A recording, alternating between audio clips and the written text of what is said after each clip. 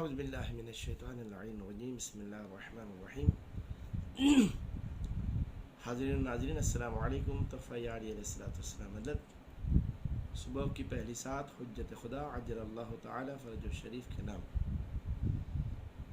ان ابی بصیر قال سمعت ابا جعفر علیہ السلام یقول سر اسرہ اللہ الی جبرائیل واسر جبرائیل الی محمد واسرہ محمد الی علی واسرہ علی الی من شاء اللہ واحدا بعد واحد وانتم تتکلمون بہ فی الطریق۔ انتہائی اہم حدیث ہے، انتہائی غور سے سنیے گا۔ حضرت امام جعفر صادق علیہ السلام سے ابو بصیر روایت کرتے ہیں کہ آپ علیہ السلام نے فرمایا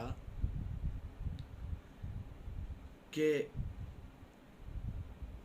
امام محمد باقر علیہ السلام سے میں نے اپنے والد بزرگوار سے سنا، آپ نے ارشاد فرمایا کہ ایک راز جو اللہ تعالی نے جبرائیل علیہ السلام سے بیان کیا،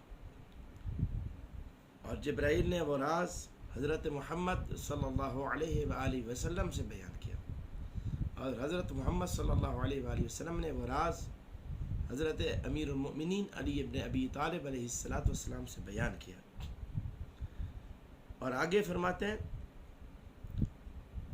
علی علیہ السلام نے پھر اس راز کو وَأَسَرَّهُ عَلِيٌّ إِلَى مَنْ شَاءَ اللَّهُ، علی علیہ السلام نے اس راز کو ہر اس آدمی کے سامنے پیش کیا جس کے لیے خدا چاہتا تھا، یعنی بغیر اللہ کی مشیت کے علی علیہ السلام نے کسی ایسے بندے یعنی نااہل کے سامنے بیان نہیں کیا۔ اور وہی راز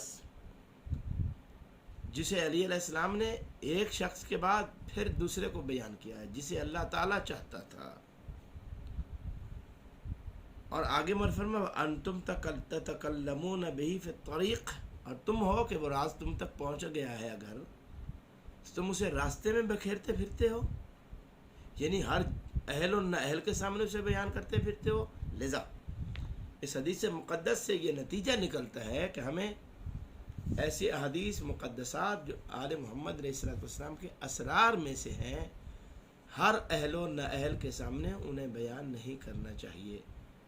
میں دعا کرتا ہوں کہ مولا بحق محمد و اہل بیت محمد علیہ السلام ہمیں اسرار اہل بیت علیہ السلام کی حفاظت کرنے کی اور ان کے اہل تک پہنچانے کی توفیق عطا فرمائے۔